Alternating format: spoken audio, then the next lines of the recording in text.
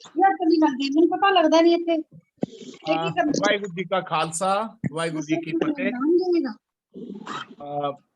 साडा अज दा ये दूसरा जिहड़ा विषय है वो है ट्रुथ एंड ट्रुथफुल लाइफ। पहला साडा जिहड़ा विषय सी वो धर्म दा सी। उस तो बाद तुहाडे विचों बड़े संगत विचों साडे कोल जिहड़ी उहदा फीडबैक आया वो ये सी कि कुछ लोग ये भी चाहते सी कि असी सवाल जवाब भी करिए।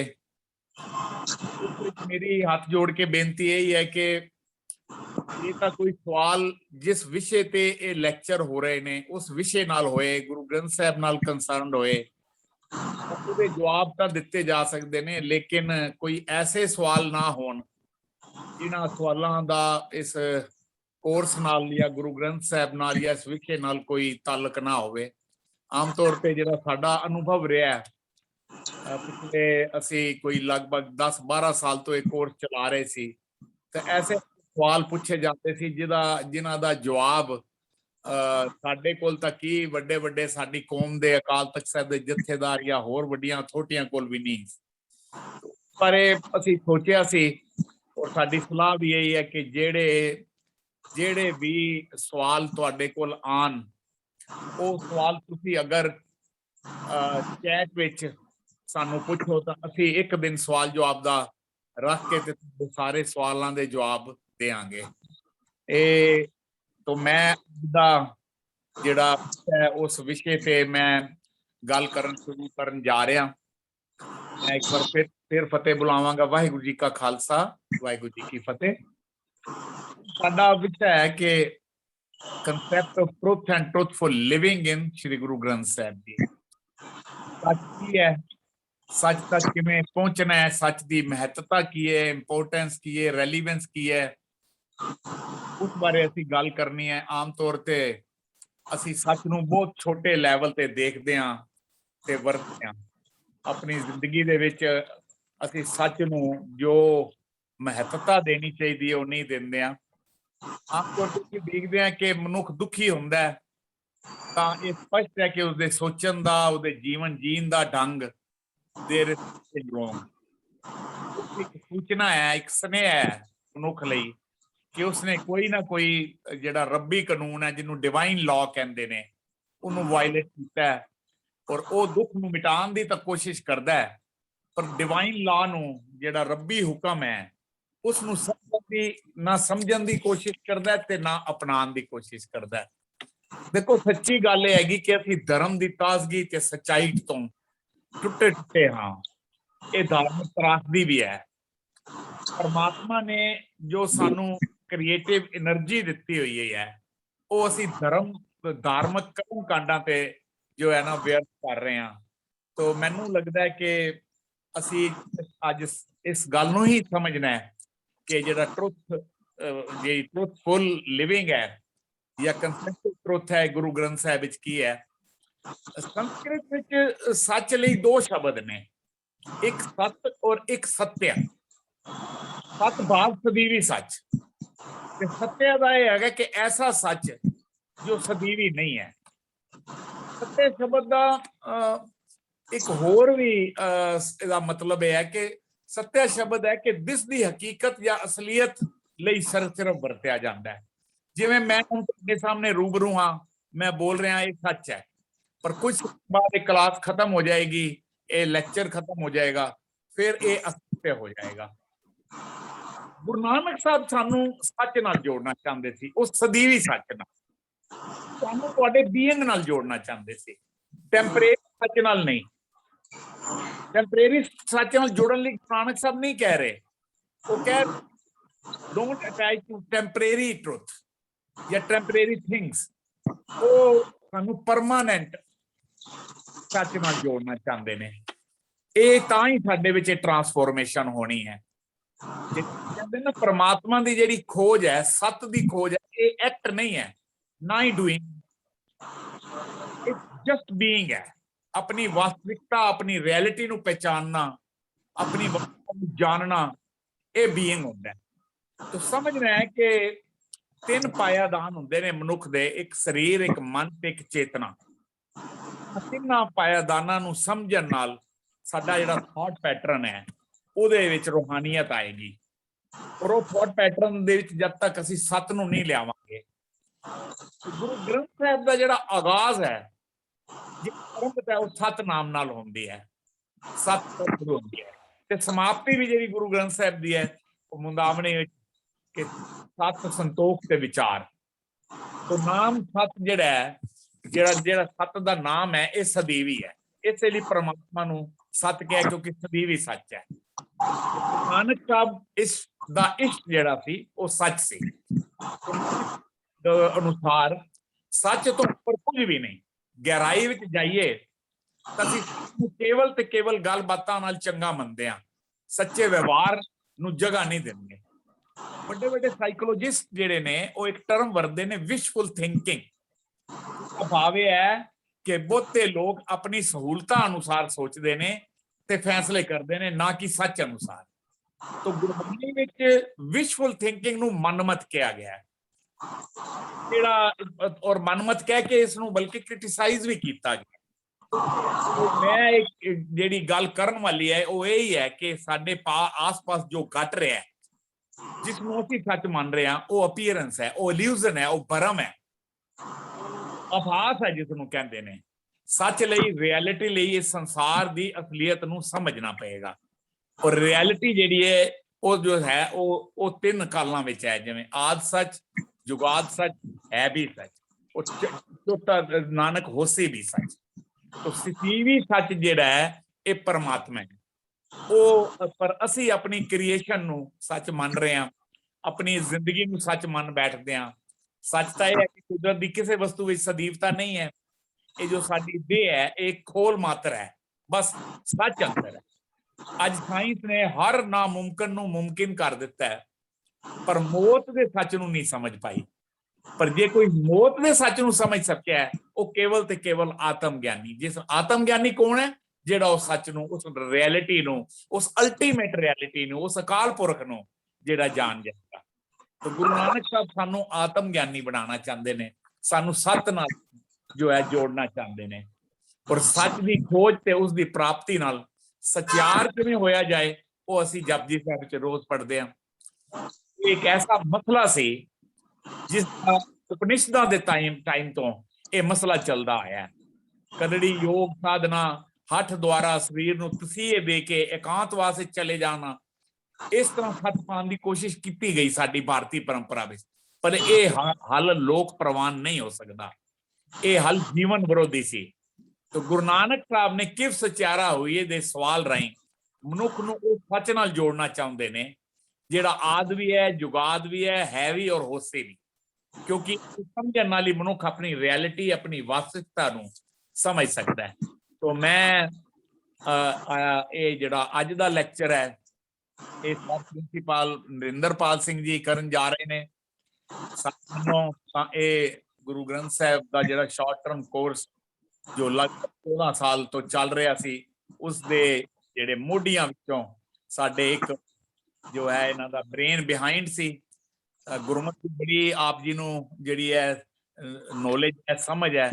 ਮੈਂ ਪ੍ਰਿੰਸੀਪਲ ਨੂੰ ਬੇਨਤੀ ਕਰਾਂਗਾ ਕਿ ਜੋ ਅੱਜ ਦਾ ਇਹ ਜਿਹੜਾ ਵਿਸ਼ਾ ਹੈ truthful and truthful living in Guru Granth Sahib, ਉਸ ਬਾਰੇ ਆਪਣੇ ਵਿਚਾਰ ਰੱਖਾਂਗੇ ਜੀ। ਪ੍ਰਿੰਸੀਪਲ ਸਾਹਿਬ, ਲਗਭਗ ਸਰ 45 ਮਿੰਟ ਦੇ ਕਰੀਬ ਆਪਾਂ ਇਹ ਅੱਜ ਦਾ ਵਿਸ਼ਾ ਕਰਨਾ ਹੈ ਜੀ। ਵਾਹਿਗੁਰੂ ਜੀ ਕਾ ਖਾਲਸਾ, ਵਾਹਿਗੁਰੂ ਜੀ ਕੀ ਫਤਿਹ। ਮੈਂ ਮਸ਼ਹੂਰ ਹਾਂ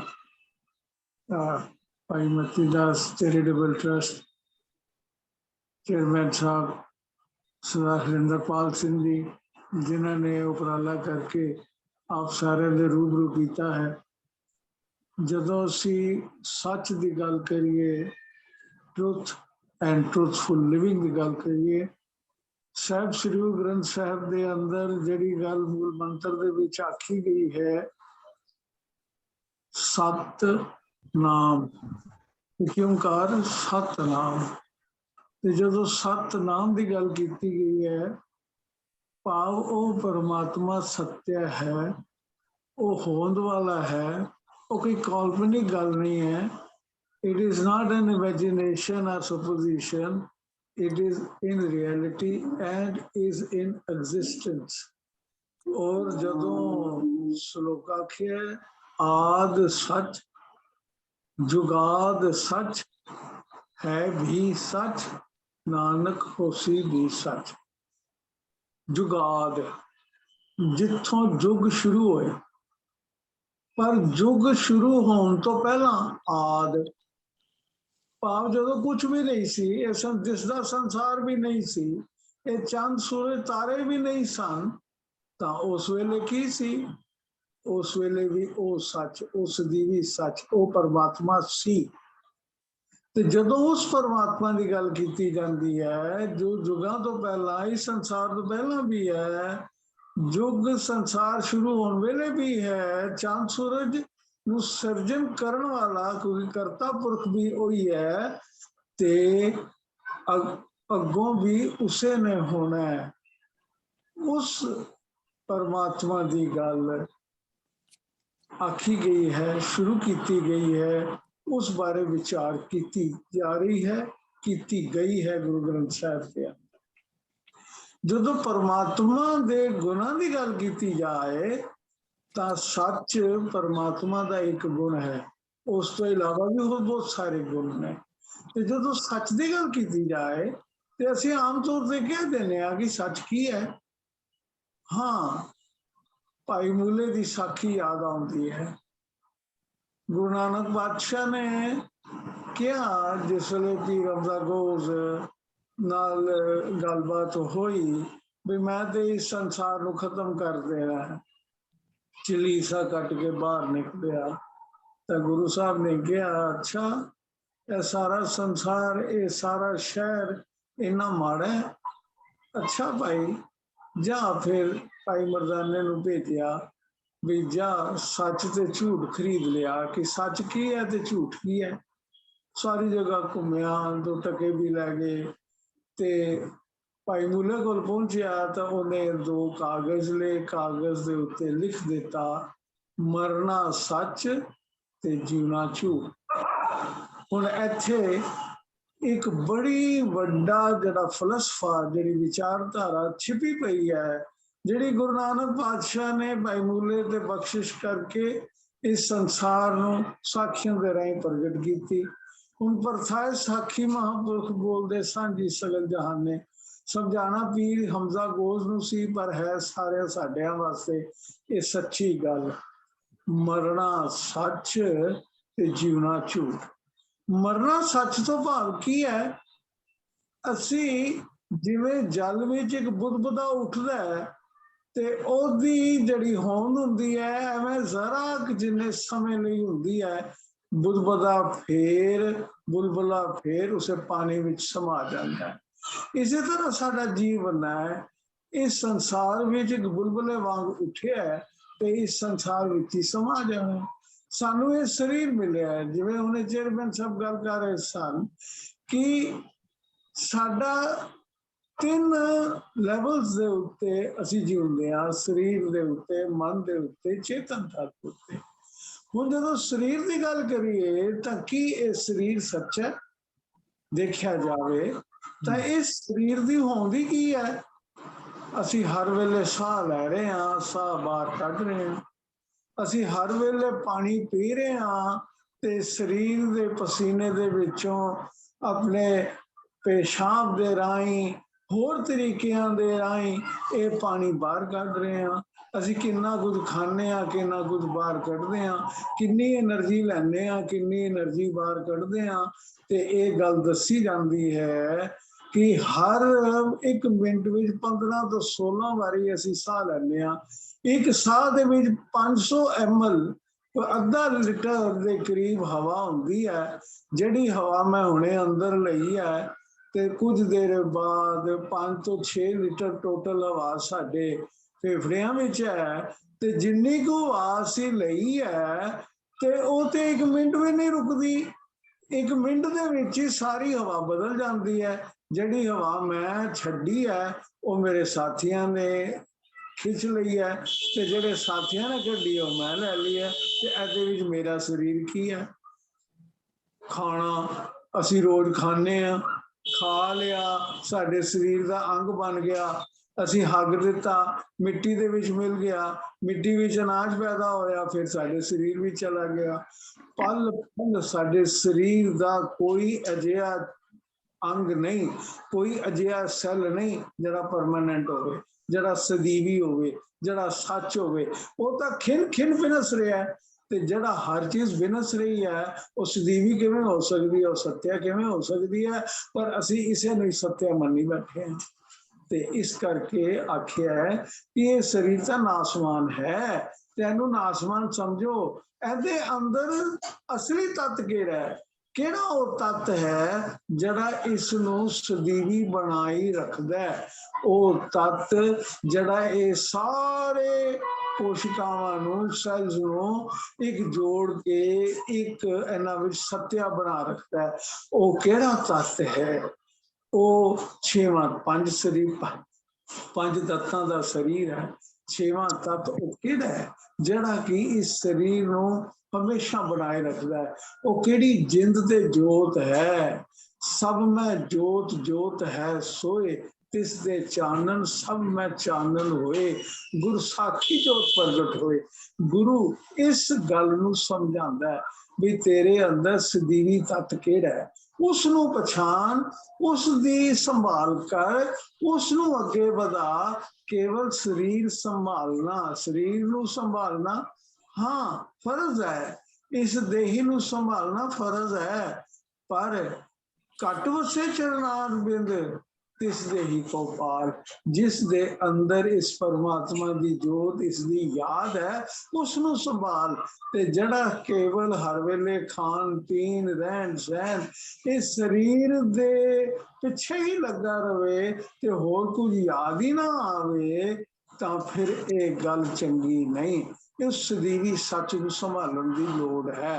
पाप मरना सच, इस शरीर नू छड्डना है ते जड़ा सद जीवन होना है, इस शरीर नू छड्डण तो बाद भी जड़े घर विच जाना है, उथों दी संभाल करन दी लोड़ है।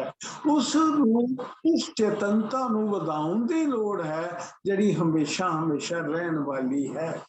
हुण चेतनता भी की है? हुण पातशाह सानू जदों सतनाम तो बाद करता पुरख की गल करते हैं, एक ओंकार सतनाम करता पुरख। जड़ा शांख उपनिषद है उस विच एक गल आउंदी है बई पुरुष ते प्रकृति दो चीजां ने। पुरुष वखरा है, प्रकृति अलग है। जड़ा पुरख है वो चेतन है, पर जड़ी प्रकृति है वो चेतन नहीं है। प्रकृति करतारी है पर पुरुष करतारी नहीं है। पुरुष को अखा ने पर प्रकृति को अखा नहीं। हुण वो चल सकता, तुर सकती है प्रकृति, पुरुष नहीं चल सकता। ते ऐस नूं कहानी दे नाल समझाया बई जंगल विचों लंघना है, एक लंगड़ा बंदा है, ओहदे कोल अखा ने, ते एक अन्ना है, वो तुर नहीं वो तुर सकता है। ते वो कहंदे भी जंगल पार करना है ते बई तू मैनू मोढियां ते बिठा लै ते जंगल पार हो जाएगा। हुण पुरुष अपने आप विच वखरा कुछ नहीं कर सकता, प्रकृति अपने आप विच वखरी कुछ नहीं कर सकती। कहानी इस करके बनाई गई शांख उपनिषद दे अंदर उसका फलसफा समझाने के लिए भी जब तक दोनों संजोग नहीं करनगे तब तक ये संसार चलेगा नहीं। पर पातशाह गुरु नानक पातशाह जी ने अपार में बख्शिश करके क्या भी वो करता पुरख है, कोई दो वखरियां वखरियां चीजा नहीं, कोई सत्ता है, कोई सच है, वो ही सदीवी है, वो आप ही करता है, वो आप ही पुरख है, कोई वखरियां वखरियां चीजा नहीं। ते इस सच नूं असीं पछाण किवें सकदे हां? इस नूं पछाणन दे लई लोड़ है सानू सतगुरु दे शब्द दे राही जुड़न दे लई। सच तां पर जानिए जा हृदय सच्चा होए। कूड़ की मल उतरे, कूड़ दी मल केड़ी है? साडी अपनी होमे ते ढीठताई। असीं अपने आप नूं समझदे हां कि मैं कुछ हां, ਤੇ ਜਦੋਂ ਮੈਂ ਦੀ ਗੱਲ ਹੋਵੇ ਤੇ ਉਦੋਂ ਤੂੰ ਉਹ ਜੋ ਅਕਾਲ ਪੁਰਖ ਕਰਤਾ ਹੈ ਉਹਦੀ ਪਛਾਣ ਨਹੀਂ ਆਉਂਦੀ। ਉਹਦੀ ਪਛਾਣ ਉਦੋਂ ਹੀ ਆਉਂਦੀ ਹੈ ਜਦੋਂ ਇਹਦੇ ਵਿੱਚੋਂ ਦ્વੈਤ ਖਤਮ ਹੋ ਜਾਏ, ਜਦੋਂ ਇਹਦੇ ਅੰਦਰੋਂ ਇਹ ਖਤਮ ਹੋ ਜਾਏ ਕਿ ਮੇਰੀ ਕੋਈ ਹਸਤੀ ਹੈ। ਹੁਣ ਜਿਆਦਾ ਸਾਡਾ ਸਰੀਰ ਹੀ ਕੁਝ ਨਹੀਂ, ਹਰ ਵੇਲੇ ਇਹ ਹਵਾ ਦਾ ਬੁੱਲਾ ਆਉਂਦਾ ਹੈ, ਹਵਾ ਦਾ ਬੁੱਲਾ ਬਾਹਰ ਨਿਕਲਦਾ ਹੈ, ਪਾਣੀ ਆਉਂਦਾ ਹੈ, ਬਾਹਰ ਨਿਕਲਦਾ ਹੈ। ਸੈੱਲ ਦੀ ਹਰ ਚੀਜ਼ ਜੋ ਸਾਡੇ ਅੰਦਰ ਹੈ ਕੁਝ ਦੇਰ ਬਾਅਦ ਵਿਨਸ ਜਾਂਦੀ ਹੈ, ਖਤਮ ਹੋ ਜਾਂਦੀ ਹੈ। ਖੂਨ ਦਾ ਜਿਹੜਾ ਕਿਨਕਾ ਅੱਜ ਬਣਿਆ 6 ਮਹੀਨਿਆਂ ਦੇ ਬਾਅਦ ਉਹਨੇ ਖਤਮ ਹੋ ਜਾਣਾ ਹੈ, ਉਹਨੇ ਮਿੱਟੀ ਬਣ ਜਾਣਾ ਹੈ, ਉਹਨੇ ਲਿਵਰ ਦੇ ਵਿੱਚ ਚਲੇ ਜਾਣਾ ਹੈ। ਉਹ ਇੱਕ ਪੀਲਾ ਜਿਹਾ ਰੰਗ ਬਣਾ ਕੇ ਲਿਵਰ ਦੇ ਰਾਹੀਂ ਸਾਡੇ ਹਰ ਵੇਲੇ ਪਖਾਨੇ ਦੇ ਵਿੱਚ ਉਹ ਜਿਹੜਾ ਪੀਲਾ ਰੰਗ ਨਿਕਲਦਾ ਹੈ ਉਹ ਹਰ ਵੇਲੇ ਉਹ ਮਰਿਆ ਹੋਇਆ ਖੂਨ ਹੈ ਜਿਹੜਾ ਸਾਡੇ ਸਰੀਰ ਵਿੱਚੋਂ ਨਿਕਲ ਰਿਹਾ। ਸਾਡੇ ਸਰੀਰ ਦੀ ਫਿਰ ਚੀਜ਼ ਕੀ ਹੈ? ਈਵਨ ਸਾਡੀਆਂ ਹੱਡੀਆਂ ਵੀ ਹਰ ਪਲ ਉਹਦਾ ਕੈਲਸ਼ੀਅਮ ਜਮਾ ਹੋ ਰਿਹਾ, ਬਾਹਰ ਨਿਕਲ ਰਿਹਾ। ਜਦ ਇਸ ਸਰੀਰ ਵਿੱਚ ਕੋਈ ਥਿਰ ਸਾਡੇ ਜ਼ਿੰਦਿਆਂ ਜੀ ਨਹੀਂ ਹੈ ਤੇ ਮੋਇਆ ਕੀ ਰਹਿਣੀ ਹੈ। ਤੇ ਇਸ ਕਰਕੇ ਉਸ ਸਦੀਵੀ ਸੱਚ ਨੂੰ ਪਛਾਣਨ ਦੀ ਲੋੜ ਹੈ। ਤੇ ਸਦੀਵੀ ਸੱਚ ਨੂੰ ਪਛਾਣਨਾ ਕਿਵੇਂ ਹੈ? ਹੁਣ ਬੜਾ ਤਰੱਦਦ ਕੀਤਾ ਗਿਆ ਸੱਚ ਨੂੰ ਪਛਾਣਨ ਦਾ, ਪਰ ਬੜਾ ਸਾਡਾ ਗਿਆਨ ਵਧਿਆ, ਸਾਡੀ ਸਾਇੰਸ ਬੜੀ ਅੱਗੇ ਵਧੀ ਹੈ, ਪਰ ਕੀ ਅਸੀਂ ਸੱਚ ਨੂੰ ਪਛਾਣ ਲਿਆ? ਸ਼ਾਇਦ ਨਹੀਂ। ਅਸੀਂ ਵੱਧ ਤੋਂ ਵੱਧ ਜਿਹੜੀ ਸਾਇੰਸ ਹੈ ਉਹ ਵੱਧ ਤੋਂ ਵੱਧ ਬੜੇ ਐਕਸਪੈਰੀਮੈਂਟ ਕੀਤੇ, ਬੜੀਆਂ ਡਿਸਕਵਰੀਜ਼ ਕੀਤੀਆਂ, ਬੜੀਆਂ ਇਨਵੈਂਸ਼ਨਸ ਹੋ ਗਈਆਂ, ਬੜੀਆਂ ਥਿਉਰੀਜ਼, ਲਾਜ਼, ਓਪੀਨੀਅਨ, ਕਿੰਨਾ ਕੁਝ ਬਣ ਗਿਆ, ਪਰ ਕੀ ਅਸੀਂ ਸੱਚ ਨੂੰ ਪਛਾਣਿਆ? ਥਿਉਰੀ ਹੈ, ਲਾ ਹੈ, ਪ੍ਰਿੰਸੀਪਲ ਹੈ, ਪਰ ਇਹਨਾਂ ਸਾਰਿਆਂ ਦੇ ਅਪਵਾਦ ਵੀ ਹੈਗੇ ਨੇ। ਕੀ ਹੈ? It is ਮੈਂਡਲਸ law of ਹੈਰੀਟੈਂਸ। ਹੁਣ ਇਕਨੋਮਿਕਸ ਦੇ ਵਿੱਚ ਲਾ ਆਉਂਦਾ ਹੈ ਕਿ ਲਾ ਆਫ ਡਿਮਿਨਿਸ਼ਿੰਗ ਰਿਟਰਨਸ। ਹੁਣ ਆਮ ਤੌਰ ਤੇ ਇਕਨੋਮਿਕਸ ਵਿੱਚ ਪੜਾਇਆ ਜਾਂਦਾ ਹੈ demand and supply the rule ਲੱਗਦਾ ਹੈ ਜੀ, ਪਰ ਹਰ ਰੂਲ ਦੇ ਅਪਵਾਦ ਹੁੰਦੇ ਨੇ। ਕੁਝ ਐਸੀਆਂ ਕੰਡੀਸ਼ਨਸ ਨੇ ਜਿਨ੍ਹਾਂ ਵਿੱਚ ਲਾ ਥਿਉਰੀ ਨਹੀਂ ਲੱਗਦੀ, ਤੇ ਜੇਕਰ ਲਾ ਥਿਉਰੀ ਇੰਨੀ ਤਰੱਦਦ ਬਾਅਦ ਵੀ ਅਸੀਂ ਪੂਰਨ ਸੱਚ ਤੱਕ ਨਹੀਂ ਪਹੁੰਚੇ ਤੇ ਫਿਰ ਉਹ ਸੱਚ ਕਿਹੜਾ ਹੈ? ਸਾਇੰਸ ਆਖਦੀ ਹੈ ਕਿ ਅਸੀਂ ਵੱਧ ਤੋਂ ਵੱਧ ਫੈਕਟ ਤੱਕ ਪਹੁੰਚ ਸਕਦੇ ਹਾਂ। ਫੈਕਟ ਉਹ ਹੁੰਦਾ ਹੈ ਜਿਹੜਾ ਐਕਸਪੈਰੀਮੈਂਟਲੀ ਪ੍ਰੂਵਨ ਹੋਵੇ। ਹੁਣ ਫੈਕਟਸ ਨੂੰ ਲੈ ਲਓ, ਹੁਣ ਲਾਈਟ ਦੀ ਗੱਲ ਹੀ ਕਰ ਲਓ। ਅੱਜ ਤੱਕ ਅਸੀਂ ਇਹ ਨਿਰਣਾ ਨਹੀਂ ਕਰ ਸਕੇ ਕਿ ਲਾਈਟ ਪਾਰਟੀਕਲ ਹੈ ਜਾਂ ਵੇਵ ਹੈ। ਐਕਸਪੈਰੀਮੈਂਟਲੀ ਪ੍ਰੂਵ ਕਰੀਏ ਤਾਂ ਲਾਈਟ ਇੱਕ ਪਾਰਟੀਕਲ ਦੇ ਵਾਕਨ ਬਿਹੇਵ ਕਰਦੀ ਹੈ। ਦੂਸਰਾ ਐਕਸਪੈਰੀਮੈਂਟ ਸੈੱਟ ਕਰੀਏ, ਉਹਦੇ ਜਾਂਦਾ ਜੀ ਲਾਈਟ ਵੇਵ ਹੈ। ਹੁਣ ਬੱਚਿਆਂ ਨੂੰ 3 ਕਾਰਡ ਐਕਸਪੈਰੀਮੈਂਟ ਸਮਝਾਇਆ ਜਾਂਦਾ ਹੋਲ ਕਰਕੇ, ਦੇਖੋ ਜੀ light straight line wave length ਤੇ ਚੱਲਦੀ ਹੈ, ਤੇ ਜਦੋਂ ਉਹਨੂੰ ਫੋਟੋਨਸ ਦੇ ਨਾਲ ਉਹਨੂੰ ਕੀਤਾ ਜਾਵੇ ਕਹਿੰਦੇ ਜੀ ਇਹ ਪਾਰਟੀਕਲ ਹੈ। ਪਰ ਅੱਜ ਤੱਕ ਨਿਰਣਾ ਨਹੀਂ ਹੋ ਸਕਿਆ, ਕਿਸੇ ਅੰਤ ਤੱਕ ਨਹੀਂ ਪਹੁੰਚ ਸਕੇ ਕਿ ਇਹ ਪਾਰਟੀਕਲ ਹੈ ਜਾਂ ਵੇਵ ਹੈ। ਅਸੀਂ ਜਿੰਨਾ ਵੀ ਗਿਆਨ ਲੈ ਲਈਏ, ਸਾਇੰਸ ਜਿੰਨੀ ਵੀ ਐਡਵਾਂਸਮੈਂਟ ਕਰ ਲਵੇ, ਪਰ ਸੱਚ ਤੱਕ ਨਹੀਂ ਪਹੁੰਚ ਸਕਦੀ। ਵੱਧ ਤੋਂ ਵੱਧ ਅਸੀਂ ਫੈਕਟ ਤੱਕ ਪਹੁੰਚਦੇ ਹਾਂ, ਤੇ ਫੈਕਟ ਜਾਂ ਤੱਥ ਸੱਚ ਨਹੀਂ ਹੁੰਦਾ। ਤੱਥ ਤੋਂ ਸੱਚ ਤੱਕ ਦੀ ਯਾਤਰਾ ਜਿਹੜੀ ਹੁੰਦੀ ਹੈ ਉਹ ਵੀ ਬੜੀ ਮੁਸ਼ਕਿਲ ਹੈ। ਉਹਨੂੰ ਅਸੀਂ ਆਮ ਤੌਰ ਤੇ ਫਿਲਾਸਫੀ ਦਾ ਵਿਸ਼ਾ ਕਹਿੰਦੇ ਹਾਂ, ਫਿਲਾਸਫਲਾਈਜ਼ ਕਰਨਾ। ਸਾਇੰਸ ਵੀ ਜਦੋਂ ਵੀ ਥਿਉਰੀ ਲਾ ਬਣਾਉਂਦੀ ਹੈ ਉਹ ਫਿਲਾਸਫਲਾਈਜ਼ ਕਰਦੀ ਹੈ, ਉਹ ਉੱਥੋਂ ਤੱਕ ਅਪੜਨ ਦੀ ਕੋਸ਼ਿਸ਼ ਕਰਦੀ ਹੈ। ਤੇ ਇਹ ਜਿਹੜਾ ਵੀ ਕੋਸ਼ਿਸ਼ ਹੁੰਦੀ ਹੈ ਇਹ ਵੱਧ ਤੋਂ ਵੱਧ ਸਾਡਾ ਰਿਲੇਟਿਵ ਟਰੁਥ ਹੁੰਦਾ, ਇਹ ਕੋਈ ਐਬਸੋਲੂਟ ਟਰੁਥ ਨਹੀਂ ਹੁੰਦਾ, ਇਹ ਕੋਈ ਯੂਨੀਵਰਸਲ ਟਰੁਥ ਤੱਕ ਅਸੀਂ ਨਹੀਂ ਪਹੁੰਚ ਪਾਉਂਦੇ। ਹੁਣ ਰਿਲੇਟਿਵ ਤੇ ਸਾਪੇਖਿਕ ਤੇ ਆਪੇਖਿਕ ਸੱਚ ਦੀ ਜਦੋਂ ਅਸੀਂ ਗੱਲ ਕਰਨੇ ਆ, ਆਮ ਤੌਰ ਤੇ ਸਾਪੇਖਿਕ ਤੇ ਆਪੇਖਿਕ ਦੀ ਗੱਲ ਸਮਝਾਉਣ ਲਈ ਕਹਿੰਦੇ ਨੇ ਤੁਸੀਂ ਆਪਣੇ ਦੋਨੋਂ ਹੱਥ ਨੇ, ਇੱਕ ਨੂੰ ਗਰਮ ਪਾਣੀ 'ਚ ਪਾਓ, ਇੱਕ ਨੂੰ ਠੰਡੇ ਪਾਣੀ 'ਚ ਪਾਓ, ਫਿਰ ਇਹਨਾਂ ਦੋਨਾਂ ਨੂੰ ਗਰਮ ਤੇ ਠੰਡੇ ਪਾਣੀ 'ਚ ਪਾ ਕੇ ਜਿਹੜਾ ਸਾਦਾ ਪਾਣੀ ਹੈ ਉਹਦੇ 'ਚ ਹੱਥ ਪਾਓ, ਤੇ ਜਿਹੜਾ ਤੁਸੀਂ ਠੰਡੇ ਪਾਣੀ ਦੇ ਵਿੱਚੋਂ ਹੱਥ ਕੱਢਿਆ ਤੁਹਾਨੂੰ ਲੱਗੇਗਾ ਕਿ ਇਹ ਪਾਣੀ ਗਰਮ ਹੈ। ਜਦੋਂ ਤੁਸੀਂ ਗਰਮ ਪਾਣੀ ਵਿੱਚੋਂ ਪਾਇਆ ਤੇ ਤੁਹਾਨੂੰ ਉਸ ਹੱਥ 'ਚ ਮਹਿਸੂਸੀਅਤ ਹੋਏਗੀ ਕਿ ਇਹ ਜਿਹੜਾ ਪਾਣੀ ਸੀ ਇਹ ਤਾਂ ਠੰਡਾ ਸੀਗਾ। ਠੰਡੇ ਨੂੰ ਗਰਮ ਤੇ ਗਰਮ ਨੂੰ ਠੰਡਾ ਕਰਨਾ, ਇਹ ਸਾਡੇ ਸਰੀਰ, ਸਾਡੀਆਂ ਜਿਹੜੀਆਂ ਗਿਆਨ ਇੰਦਰੀਆਂ ਨੇ, ਜਿਸ ਤੋਂ ਅਸੀਂ ਇੰਨਾ ਗਿਆਨ ਲੈਂਦੇ ਹਾਂ, ਉਹ ਵੀ ਸਾਨੂੰ ਪੂਰਾ ਸੱਚ ਨਹੀਂ ਦੱਸ ਪਾਉਂਦੀਆਂ। ਸਾਡੀਆਂ ਇੰਦਰੀਆਂ ਕੇਵਲ ਤੇ ਕੇਵਲ ਪਰਮਾਤਮਾ ਨੇ ਉਹਨਾਂ ਦੀ ਇੱਕ ਲਿਮਿਟ ਰੱਖੀ ਹੈ। ਹੁਣ ਦਿਸਦੀ ਜਿਹੜੀ ਲਾਈਟ ਹੈ, ਵਿਬਗਿਓਰ, ਵਾਇਲਟ ਤੋਂ ਲੈ ਕੇ ਰੈੱਡ ਤੱਕ 7 ਰੰਗ ਨੇ, ਜਿਨ੍ਹਾਂ ਦੇ ਰਾਹੀਂ ਅਸੀਂ ਸਾਰਾ ਦਿਸਦਾ ਸੰਸਾਰ ਵੇਖਦੇ ਹਾਂ। ਪਰ ਕੀ ਲਾਈਟ ਸਿਰਫ ਇਸ ਵਿਬਗਿਓਰ ਤੱਕ ਹੀ ਹੈ? ਸਾਡੀਆਂ ਅੱਖਾਂ ਸਿਰਫ ਵਿਬਗਿਓਰ ਇਹਨਾਂ ਜਿਹੜੇ 7 ਰੰਗਾਂ ਨੂੰ ਵੇਖਦੀਆਂ ਨੇ ਜਾਂ ਚਿੱਟੀ ਲਾਈਟ ਨੂੰ ਵੇਖਦੀਆਂ ਨੇ, ਪਰ ਜਿਹੜੀ ਐਗਜ਼ਿਸਟੈਂਸ ਹੈ ਉਹ ਇਨਫਰਾਰੈਡ ਵੀ ਹੈ ਤੇ ਅਲਟਰਾ ਵਾਇਲਟ ਵੀ ਹੈ। ਸਾਡੇ ਕੰਨ ਨੇ, ਸੁਣਦੇ ਕੀ ਹਾਂ ਅਸੀਂ? ਸੁਣਨ ਦੇ ਅੰਦਰ ਵੀ ਸਾਡੀ ਸ਼ਕਤੀ ਕੇਵਲ ਕੁਝ ਡੈਸੀਬਲਸ ਦੀ ਹੈ। ਚਮਗਾਦੜ ਜੋ ਕੁਝ ਸੁਣ ਸਕਦਾ ਹੈ, ਕਿਉਂਕਿ ਹਰ ਵੇਲੇ ਜਿਸ ਵੇਲੇ ਉਹ ਹਨੇਰੇ ਵਿੱਚ ਵੀ ਚੱਕਰ ਲਗਾਉਂਦਾ ਹੈ, ਉਹ ਆਪਣੇ ਮੂੰਹ ਦੇ ਵਿੱਚੋਂ ਇੱਕ ਐਸੀ ਸਾਊਂਡ ਕੱਢਦਾ ਹੈ ਤੇ ਉਹਦੇ ਕੰਨਾਂ ਨੂੰ ਟਕਰਾਉਂਦੀ ਹੈ, ਉਹ ਅਲਟਰਾ ਸਾਊਂਡ ਹੁੰਦੀ ਹੈ।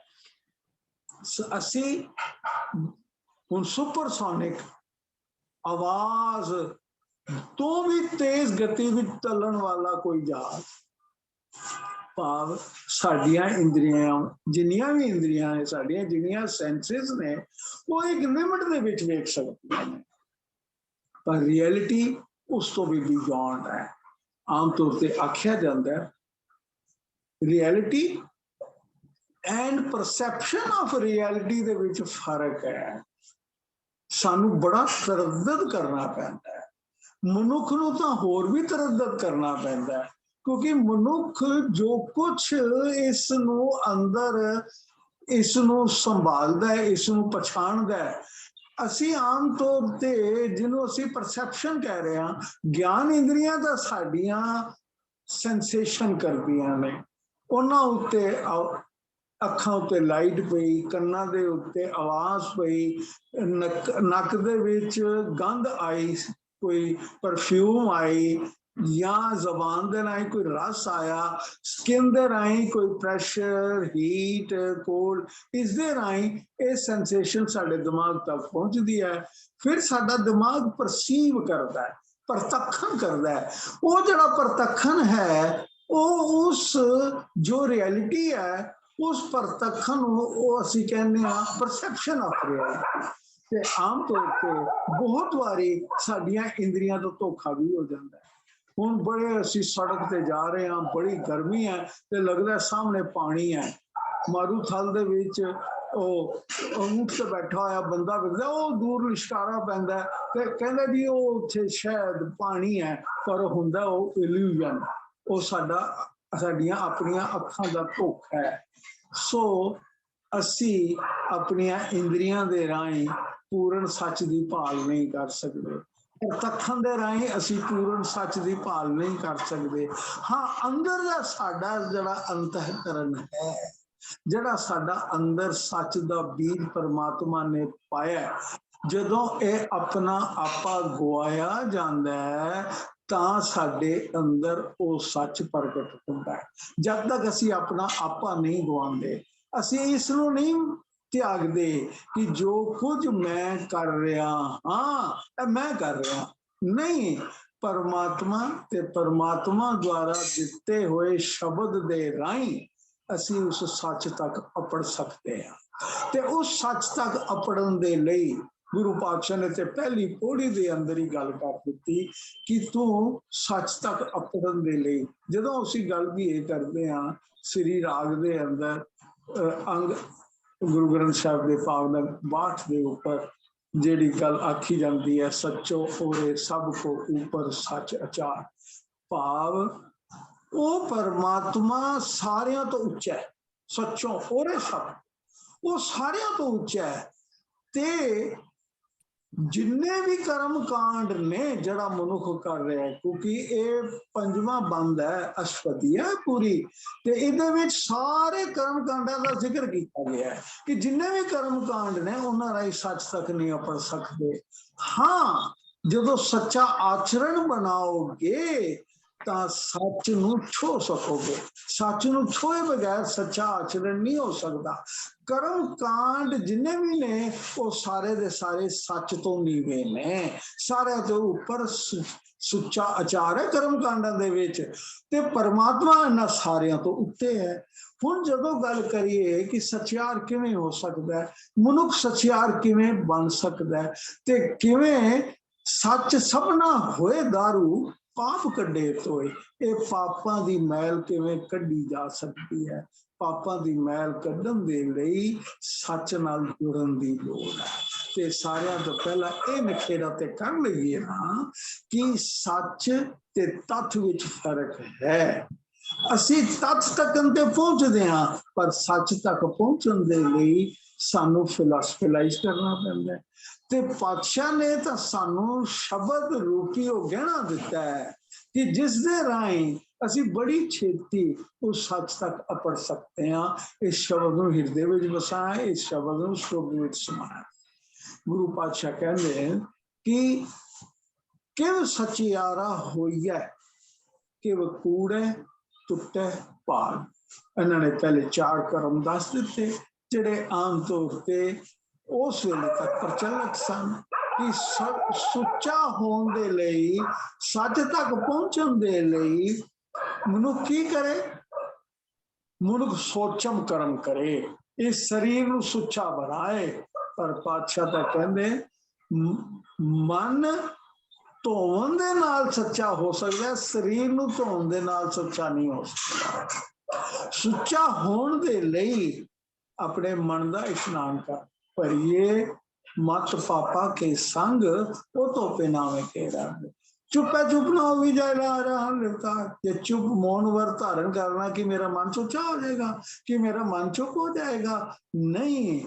ਮਨ ਚੁੱਪ ਤਾਂ ਹੋਏਗਾ ਜਦੋਂ ਮਨ ਦੀਆਂ ਵਾਸ਼ਨਾਵਾਂ ਚੁੱਪ ਹੋਣਗੀਆਂ। ਜਦੋਂ ਮਨਮਾਰ ਤੂੰ ਹੀ ਨਿਰੰਜਨਾ ਕਹੋ ਨਾਨਕਾ ਸਰਣੰ, ਜਦੋਂ ਇਸ ਮਨ ਪਰਮਾਤਮਾ ਦੀ ਸ਼ਰਨ ਵਿੱਚ ਆ ਜਾਏਗਾ ਤੇ ਪਰਮਾਤਮਾ ਕਿਰਪਾ ਕਰੇ ਇਸ ਅਮੋੜ ਮਨ ਨੂੰ ਜਦੋਂ ਆਪਣੇ ਵਸ ਵਿੱਚ ਕਰ ਲਵੇ, ਤੇ ਕੀ ਮੇਰੀਆਂ ਸਿਆਣਪਾਂ ਦੇ ਚਲਾਕੀਆਂ ਦੇ ਨਾਲ ਮੈਂ ਸੱਚ ਪਾ ਲਾਂਗਾ? ਨਹੀਂ। ਇਹ ਜਿੰਨੇ ਵੀ ਸਿਆਣਪਾਂ ਦੇ ਨਾਲ ਪਰਮਾਤਮਾ ਨੂੰ ਨਹੀਂ ਪਾਇਆ ਜਾ ਸਕਦਾ। ਤੇ ਜੋ ਸਿਆਣਪ ਸੁਰਜਨੋਂ ਸਿਮਰੋ ਹਰ ਹਰ ਰਾਏ, ਉਸ ਪਰਮਾਤਮਾ ਨੂੰ ਦਾ ਸਿਮਰਨ ਕਰਨ ਦੇ ਨਾਲ ਮਨੁੱਖ ਦੇ ਉਸ ਪਰਮਾਤਮਾ ਨੂੰ ਪਾ ਸਕਦਾ ਹੈ, ਨਾ ਕਿ ਸਿਆਣਪਾਂ ਦੇ ਚਿੱਤਰਾਂ। ਤੇ ਇਸੇ ਤਰ੍ਹਾਂ ਅਸੀਂ ਇਹ ਗੱਲ ਪੂਰੇ ਜਪਜੀ ਸਾਹਿਬ ਦੇ ਅੰਦਰ ਚਲਦੀ ਆਉਂਦੀ ਹੈ। ਤੇ ਜਿਹੜੇ 5 ਖੰਡ ਨੇ ਉਹ ਸੱਚਖੰਡ ਵਸੇ ਨਿਰੰਕਾਰ ਤੱਕ ਪਹੁੰਚਣ ਦੀ, ਸੱਚਖੰਡ ਤੱਕ ਪਹੁੰਚਣ ਦੀ ਜਿਹੜੀ ਗੱਲ ਕੀਤੀ ਗਈ ਹੈ ਕਿ ਧਰਮ ਖੰਡ, ਗਿਆਨ ਖੰਡ, ਸ਼ਰਮ ਖੰਡ, ਕਰਮ ਖੰਡ ਤੇ ਸੱਚਖੰਡ। ਹੁਣ ਜਦੋਂ ਧਰਮ ਖੰਡ ਦੀ ਗੱਲ ਕਰੀਏ, ਤੂੰ ਇਸ ਸੰਸਾਰ ਵਿੱਚ ਕਿਸ ਵਾਸਤੇ ਆਇਆ? ਇਸ ਸਰੀਰ ਨੂੰ ਪਛਾਣਨ ਦੀ ਲੋੜ ਹੈ। ਮਤਾ ਇਹ ਸਮਝ ਲੈ ਕਿ ਤੇਰਾ ਸਰੀਰ ਸੱਚਾ ਹੈ, ਸਦੀਵੀ ਹੈ। ਨਹੀਂ ਭਾਈ, ਇੱਥੇ ਤਾਂ ਧਰਮ ਕਮਾਉਣ ਆਇਆ ਤੇ ਧਰਮ ਕਮਾ। ਤੇ ਉਹ ਕਦੋਂ ਹੋਏਗਾ? ਜਦੋਂ ਗਿਆਨ ਖੰਡ ਮੇ ਗਿਆਨ ਪ੍ਰਚੰਡ ਹੋਏਗਾ। ਗਿਆਨ ਖੰਡ ਮੇ ਗਿਆਨ ਪ੍ਰਚੰਡ ਤੋਂ ਕੀ ਭਾਵ ਹੈ? ਗਿਆਨ ਤੋਂ ਭਾਵ ਹੈ ਜਦੋਂ ਪਰਮਾਤਮਾ ਦੀ ਜੋਤ ਸਾਡੇ ਹਿਰਦੇ ਦੇ ਵਿੱਚ ਪ੍ਰਗਟ ਹੋ ਜਾਏ, ਜਦੋਂ ਉਸਦੀ ਪ੍ਰਚੰਡਤਾ ਹੋ ਜਾਏ ਕਿ ਜਿਸ ਦਾ ਸੰਸਾਰ ਇਹ ਸਾਰਾ, ਇਸ ਸੰਸਾਰ ਦੀ ਇਹ ਜਗ ਸੱਚੇ ਕੀ ਹੈ ਕੋਠੜੀ, ਸੱਚੇ ਕਾ ਵਿਸ਼ਵਾਸ। ਇਹ ਜਗਤ ਝੂਠਾ ਨਹੀਂ, ਇਹ ਸੰਸਾਰ ਝੂਠਾ ਨਹੀਂ, ਇਹ ਸੰਸਾਰ ਮਿੱਥਿਆ ਨਹੀਂ, ਇਹ ਤਾਂ ਸੱਚੇ ਦੀ ਕੋਠੜੀ ਹੈ। ਪਰਮਾਤਮਾ ਦਾ ਇਸ ਵਿੱਚ ਵਸ ਹੈ। ਤੇ ਘਟ ਘਟ ਵਿੱਚ ਇਸ ਸੱਚੇ ਨੂੰ ਪਛਾਣ, ਜਿਹੜਾ ਘਟ ਘਟ ਵਿੱਚ ਵਰਤ ਰਿਹਾ ਹੈ, ਘਟ ਘਟ ਵਿੱਚ ਵਸ ਰਿਹਾ ਹੈ। ਤੇ ਜਦੋਂ ਇਸ ਘਟ ਘਟ ਵਿੱਚ ਵਸਦੇ ਨੂੰ ਪਛਾਣੇਗਾ, ਗਿਆਨ ਖੰਡ ਵਿੱਚ ਗਿਆਨ ਪ੍ਰਚੰਡ ਹੋਏਗਾ, ਤਾਂ ਫਿਰ ਤੇਰੀ ਸੁਰਤ ਜਿਹੜੀ ਹੈ ਉਹਦੀ ਸੰਭਾਲ ਸ਼ੁਰੂ ਹੁੰਦੀ ਹੈ। ਤੇ ਸੁਰਤ ਦੇ ਵਿੱਚ ਕੀ ਆਉਂਦਾ? ਸਾਰੇ ਤੋਂ ਮੁੱਖ ਗੱਲ ਜਿਹੜੀ ਆਉਂਦੀ ਹੈ, ਤਿੱਥੇ ਘੜੀਏ ਸੁਰਤ ਮਤ ਮਨ ਬੁੱਧ। ਇਹ ਸਰਵਖੰਡ ਦੇ ਅੰਦਰ ਸਾਡੀ ਇਹ ਕਾੜਤ ਅਸਲੀ ਜਿਹੜੀ ਅੰਦਰ ਦੀ ਕਾੜਤ ਹੈ, ਸੱਚੇ ਦੀ ਕਾੜਤ ਹੈ, ਉਹ ਬਣਦੀ ਹੈ। ਜਿਹੜਾ ਸੱਚ ਦਾ ਬੀਜ ਪਰਮਾਤਮਾ ਨੇ ਪਾਇਆ ਉਹ ਪ੍ਰਫੁੱਲਤ ਹੋਣਾ ਸ਼ੁਰੂ ਹੁੰਦਾ ਹੈ। ਕਿੱਥੋਂ ਹੁੰਦਾ ਹੈ? ਜਦੋਂ ਜਤ ਪਹਾਰਾ ਧੀਰਜ ਸੁਨਿਆਰ ਐਰਨ ਮਤ ਵੇਦ ਹਥਿਆਰ, ਜਦੋਂ ਗਿਆਨ ਦੇ ਹਥੋੜੇ ਮਨ ਦੇ ਉੱਤੇ ਪੈਂਦੇ ਨੇ। ਜਤ ਪਹਾਰਾ ਧੀਰਜ ਸੁਨਿਆਰ ਐਰਨ ਮਤ ਵੇਦ ਹਥਿਆਰ, ਜਦੋਂ ਗਿਆਨ ਦੇ ਹਥੋੜੇ ਪੈਂਦੇ ਨੇ। ਗਿਆਨ ਖੜਗ ਲੈ ਮਨ ਸਿਓ ਲੁਝੇ, ਗਿਆਨ ਦੀ ਖੜਗ ਲੈ ਕੇ ਹਰ ਵੇਲੇ ਮਨ ਦੇ ਨਾਲ ਲੜਾਈ ਕਰਨੀ ਹੈ। ਤੇ ਗੁਰਸਿੱਖ ਜਿਹੜਾ ਰੋਜ਼ ਨਿਤ ਜੰਗ ਕਰਦਾ ਹੈ ਆਪਣੇ ਮਨ ਦੇ ਨਾਲ। ਇਸ ਮਨ ਨੂੰ ਕਿਹਦੇ ਨਾਲ ਜੰਗ ਕਰਨੀ? ਗਿਆਨ ਖੜਗ, ਖੜਗ ਭਾਵ ਤਲਵਾਰ, ਗਿਆਨ ਦੀ ਤਲਵਾਰ ਲੈ ਕੇ ਇਸ ਮਨ ਨੂੰ ਸਮਝਾਇਆ ਜਾਂਦਾ ਹੈ। ਮਨ ਸਮਝਾਵਨ ਕਾਰਨੇ ਕਛੁਅਕ ਪੜੀਏ ਗਿਆਨ। ਸੁਰਤ ਮਤ, ਸੁਰਤ ਦੇ ਸ਼ਬਦ ਨੂੰ ਜਦੋਂ ਜੋੜਦੇ ਆ, ਸੁਰਤ ਮਤ ਮਨ, ਮਨ ਮਨੀਖਾ ਇੰਟੈਲੀਜੈਂਸ, ਬੁੱਧ ਵਿਜ਼ਡਮ, ਇਹ ਸਾਰੀਆਂ ਘੜੀਆਂ ਜਾਂਦੀਆਂ ਨੇ ਜਦੋਂ ਸ਼ਬਦ ਦੇ ਵਿੱਚ ਟਿਕਦਾ ਬੰਦਾ। ਕਰਮ ਉਹ ਪਰਮਾਤਮਾ ਦੀ ਬਖਸ਼ਿਸ਼, ਇਹ ਐਵੇਂ ਨਹੀਂ ਮਿਲਦਾ। ਪਰਮਾਤਮਾ ਦੀ ਬਖਸ਼ਿਸ਼ ਉਹਦੇ ਦੁਆਰੇ ਟਹਿ ਕਰਕੇ ਇਹ ਮਨੁੱਖ ਨੂੰ ਦਾਤ ਮਿਲਦੀ ਹੈ।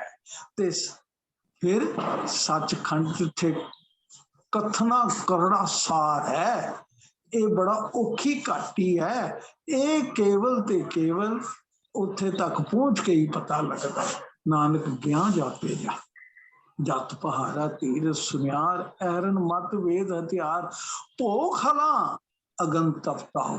ਪਰਮਾਤਮਾ ਦੇ ਡਰ ਤੋਂ ਬਗੈਰ ਮਨ ਦੇ ਅੰਦਰ ਇਹ ਵਿਸ਼ਵਾਸ ਨਹੀਂ ਪੈਦਾ ਹੋ ਸਕਦਾ। ਪੋਖਲਾ ਅਗਨ ਭਾਂਡਾ ਪਾਓ ਅੰਮ੍ਰਿਤ ਤੇ ਢਾਲ, ਤਾਂ ਇਹ ਅੰਮ੍ਰਿਤ ਰੂਪੀ ਸਦਾ ਸਥਿਰ ਰਹਿਣ ਵਾਲਾ ਉਹ ਸੱਚ, ਜਿਹੜਾ ਪਾਤਸ਼ਾਹ ਨੇ ਕਿਹਾ ਮਰਨਾ ਸੱਚ ਤੇ ਜਿਉਣਾ ਝੂਠ। ਇਹ ਮਰਨਾ ਸੱਚ ਕਿਹੜਾ ਹੈ? ਜਦੋਂ ਅਸੀਂ ਆਪਣਾ ਆਪਾ ਮਾਰਦੇ ਹਾਂ, ਜਦੋਂ ਅਸੀਂ ਇਸ ਸੱਚ ਜੀਵਨ ਵਿੱਚ ਜਾਂਦੇ ਹਾਂ, ਜਦੋਂ ਅਸੀਂ ਇਸ ਮਨ ਦੀਆਂ ਵਾਸ਼ਨਾਵਾਂ ਨੂੰ ਮਾਰਦੇ ਹਾਂ, ਜਦੋਂ ਅਸੀਂ ਇਸ ਸਦੀਵੀ ਸੱਚ ਨਾਲ ਜੁੜ ਜਾਂਦੇ ਹਾਂ।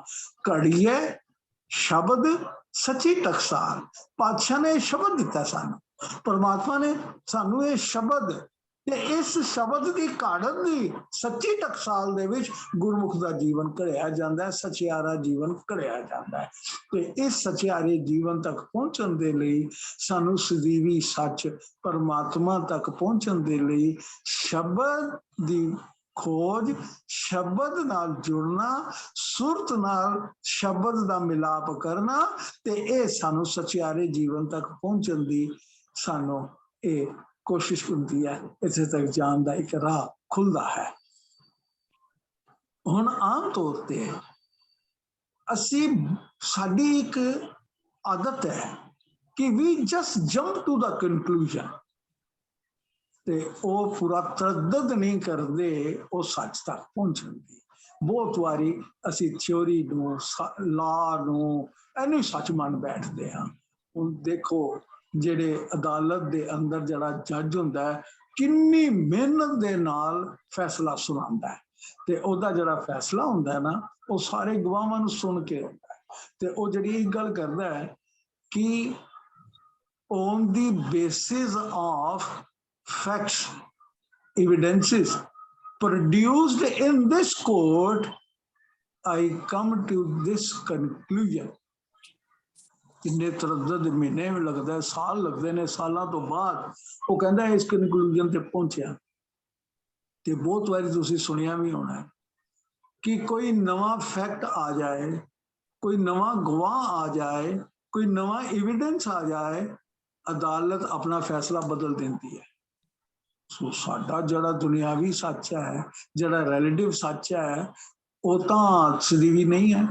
ਅਸੀਂ ਐਵੇਂ ਹੀ ਹਰ ਵੇਲੇ ਜਿਵੇਂ ਉਹ ਕਹਾਣੀ ਹੈਗੀ ਹੈ ਕਿ ਕਦਮ ਕੇ ਫੂਲ ਕਿ ਨੂੰ ਕਦਮ ਕੇ ਫੂਲ ਡੂਨੇ 'ਚ ਪਾ ਕੇ ਲੈ ਆਈ, ਤੇ ਸੱਸ ਲੜਨ ਲੱਗ ਪਈ ਆਪਣੇ ਪੁੱਤਰ ਦੇ ਨਾਲ ਕਿ ਦੇਖ ਨੂੰਹ ਨੇ ਤੇ ਇਹਨਾਂ ਉਜਾੜਾ ਪਾ ਰੱਖਿਆ, ਲੱਡੂ ਲਿਆਈਏ ਡੂਨੇ 'ਚ ਭਰ ਕੇ, ਤੇ ਮੈਨੂੰ ਇੱਕ ਨਹੀਂ ਦਿੱਤਾ, ਤੇ ਉਹ ਅੰਦਰ ਲੈ ਗਈ।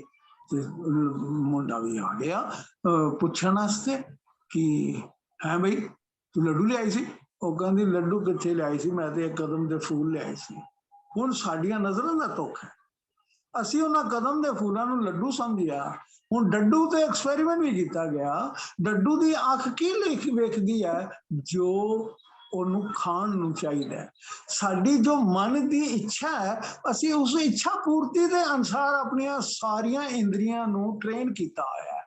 ਪਰ ਇਹਨਾਂ ਤੋਂ ਉੱਤੇ ਉੱਠਣ ਦੀ ਲੋੜ ਹੈ, ਇਹਨਾਂ ਇਸ ਝਾਂਵਲੇ ਤੋਂ ਉੱਠਣ ਦੀ ਲੋੜ ਹੈ, ਇਸ ਇਲੂਜ਼ਨ ਨੂੰ ਦੂਰ ਕਰਨ ਦੀ ਲੋੜ ਹੈ। ਸੱਚ ਤੱਕ ਪਹੁੰਚਣਾ ਔਖਾ ਹੈ। ਜਿਵੇਂ ਜੱਜ ਬੜਾ ਟਾਈਮ ਲਗਾਉਂਦਾ ਹੈ, ਸਾਨੂੰ ਵੀ ਨਿਰਣਾ ਕਰਨ ਦੇ ਲਈ ਟਾਈਮ ਚਾਹੀਦਾ ਹੈ। ਤੇ ਕੋਈ ਨਵਾਂ ਫੈਕਟ ਆ ਜਾਏ ਤੇ ਉਹਨੂੰ ਵੀ ਆਪਣੇ ਦਿਮਾਗ ਵਿੱਚ ਲਿਆਉਣ ਦੀ ਲੋੜ ਹੈ।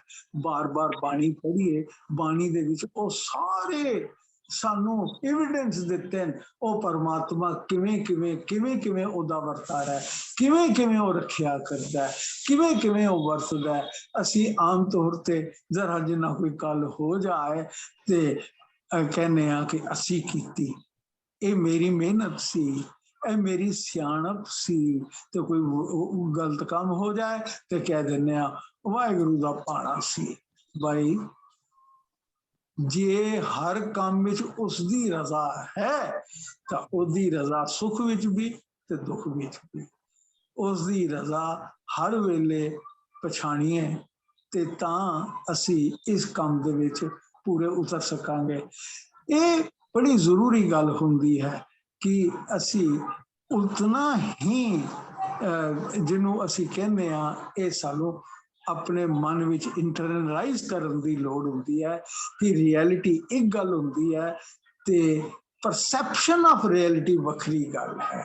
ਰਿਐਲਿਟੀ ਤਾਂ ਉਹ ਹੈ ਜਿਹੜੀ ਵਰਤ ਰਹੀ ਹੈ, ਤੇ ਪਰਸੈਪਸ਼ਨ ਜੋ ਅਸੀਂ ਆਪਣੇ ਅੰਦਰ ਪਰਸੀਵ ਕੀਤਾ ਹੈ, ਜੋ ਸਾਡੇ ਦਿਮਾਗ ਨੇ ਐਨਾਲਾਈਜ਼ ਕੀਤਾ ਹੈ, ਤੇ ਆਮ ਤੌਰ ਤੇ ਇਹ ਟੇਕ ਰੱਖਣ ਦੀ ਲੋੜ ਹੁੰਦੀ ਹੈ ਕਿ ਇਸ ਗੱਲ ਨੂੰ ਵੈਰੀਫਾਈ ਰੀਵੈਰੀਫਾਈ ਕਰਨ ਦੀ ਲੋੜ ਹੁੰਦੀ ਹੈ।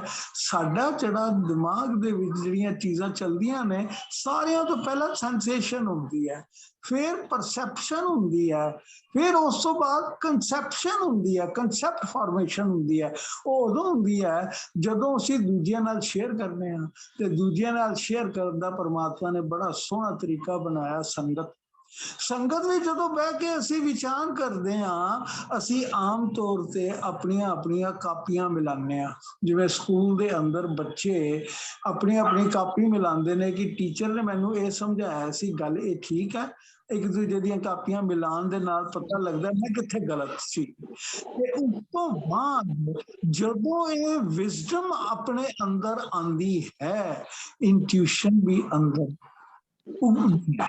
ਤੇ ਇੰਟਿਊਸ਼ਨ ਜਿਹੜੀ ਹੁੰਦੀ ਹੈ ਉਹ ਕੀ ਹੈ ਕਿ ਜਦੋਂ ਤੁਹਾਡਾ ਆਪਣਾ ਅੰਦਰਲਾ ਜਾਗ ਪੈਂਦਾ ਹੈ, ਤੇ ਜਦੋਂ ਜਾਗ ਪੈਂਦਾ ਨਾ, ਉਹ ਫਿਰ ਤੁਸੀਂ ਕੋਈ ਗਲਤ ਕੰਮ ਕਰੋ, ਤੁਹਾਡੇ ਅੰਦਰ ਉਹ ਤਸੱਲੀ ਮਚਾਈ ਰੱਖਦਾ ਹੈ। ਤੇ ਜਦ ਤੱਕ ਉਸ ਪਾਪ ਦੀ ਨਿਵਰਤੀ ਨਾ ਹੋ ਜਾਏ, ਉਸ ਝੂਠ ਦੀ ਨਿਵਰਤੀ ਨਾ ਹੋ ਜਾਏ, ਤਦ ਤੱਕ ਅੰਦਰ ਸ਼ਾਂਤੀ ਨਹੀਂ। ਤੇ ਅੰਦਰ ਦੀ ਸ਼ਾਂਤੀ ਉਦੋਂ ਹੀ ਆਉਂਦੀ ਹੈ ਜਦੋਂ ਕੀਤਾ ਹੋਇਆ ਗਲਤ ਕੰਮ ਅਸੀਂ ਪਰਮਾਤਮਾ ਦੇ ਅੱਗੇ ਭੁੱਲ ਬਖਸ਼ਵਾ ਲੈਂਦੇ ਹਾਂ। ਤੇ ਇਹ ਜਿਹੜੀ ਸਾਡੀ ਇੰਟਿਊਸ਼ਨ ਹੈ, ਇਸੇ ਨੂੰ ਜਗਾਉਣਾ, ਇਸੇ ਨੂੰ ਜਾਗਰੂਕ ਕਰਨਾ ਗੁਰਮੁਖ ਦਾ ਹੁੰਦਾ ਹੈ। ਸੰਗਤ ਦੇ ਵਿੱਚ ਕਾਪੀ ਮਿਲਾਣੀ, ਆਪਣੇ ਵਿਚਾਰ ਇੱਕ ਦੂਜੇ ਨਾਲ ਸਾਂਝੇ ਕਰਨੇ, ਇਸ ਦੇ ਨਾਲ ਸਾਡਾ ਆਪਣਾ ਆਪ ਸਾਫ਼ ਹੁੰਦਾ ਹੈ ਕਿ ਜੋ ਮੈਂ ਪਰਸੀਵ ਕੀਤਾ ਹੈ ਉਹ ਠੀਕ ਹੈ ਕਿ ਨਹੀਂ, ਉਹ ਗੁਰਬਾਣੀ ਦੇ ਕਨਸੈਪਟ ਦੇ ਅਨੁਸਾਰ ਹੈ ਕਿ ਨਹੀਂ। ਹੁਣ ਇੱਕ ਸੱਚ ਉਹ ਹੈ ਜਿਹੜਾ ਮੈਂ ਅੰਦਰ ਧਾਰਨ ਕੀਤਾ, ਇੱਕ ਸੱਚ ਉਹ ਹੈ ਜਿਹੜਾ ਮੈਂ ਸਮਝਿਆ, ਇੱਕ ਸੱਚ ਉਹ ਹੈ ਜਿਹੜਾ ਪ੍ਰਤੱਖ ਵਰਤ ਰਿਹਾ। ਬਹੁਤ ਵਾਰੀ ਇਹ ਪ੍ਰਤੱਖਣ ਵੀ ਸਾਡਾ ਇਲੂਜ਼ਨ ਵਿੱਚ ਲੈ ਜਾਂਦਾ ਹੈ, ਪਰ ਇਸ ਇਲੂਜ਼ਨ ਤੋਂ ਬਚਣ ਦੀ ਲੋੜ ਹੁੰਦੀ ਹੈ। ਤੇ ਇਲੂਜ਼ਨ ਜਦ ਤੱਕ ਬਚਾਂਗੇ ਨਹੀਂ, ਭਰਮ ਤੋਂ ਜਦ ਤੱਕ ਬਚਾਂਗੇ ਨਹੀਂ, ਤਦ ਤੱਕ ਸੱਚ ਤੱਕ ਪਹੁੰਚਾਂਗੇ। ਤੇ ਸੱਚ ਤੱਕ ਪਹੁੰਚਣ ਦੇ ਲਈ ਸਾਨੂੰ ਆਪਣੇ ਆਪ ਨੂੰ ਟ੍ਰੇਨ ਕਰਨਾ ਪੈਂਦਾ ਹੈ, ਤੇ ਇਹ ਕੋਈ ਸੌਖਾ ਕੰਮ ਨਹੀਂ ਹੁੰਦਾ। ਪਾਤਸ਼ਾਹ ਤਾਂ ਇੱਥੋਂ ਤੱਕ ਕਹਿੰਦੇ ਨੇ ਕਿ ਇਸ ਸਰੀਰ ਦੇ ਭੇਦ ਜਾਣ ਲੈਣਾ ਕੋਈ ਵੱਡਾ ਕੰਮ ਨਹੀਂ। ਹੁਣ ਡਾਕਟਰ 5-6 ਸਾਲ ਲਗਾ ਕੇ MBBS ਕਰਦਾ ਹੈ, ਫਿਰ MD ਕਰਦਾ ਹੈ, ਸਪੈਸ਼ਲਿਸਟ ਬਣਦਾ ਹੈ, ਪਰ ਫਿਰ ਵੀ ਉਹ ਇਹ ਨਹੀਂ ਕਹਿੰਦਾ, ਦਾਵਾ ਨਹੀਂ ਕਰਦਾ ਕਿ ਮੈਂ ਸਾਰਾ ਕੁਝ ਚੰਗੀ ਤਰ੍ਹਾਂ ਸਮਝ ਗਿਆ।